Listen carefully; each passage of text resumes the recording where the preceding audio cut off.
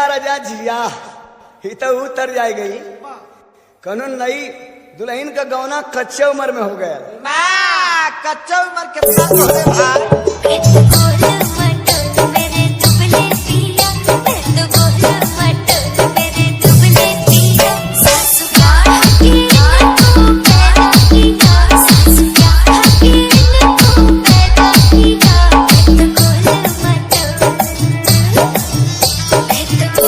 Mother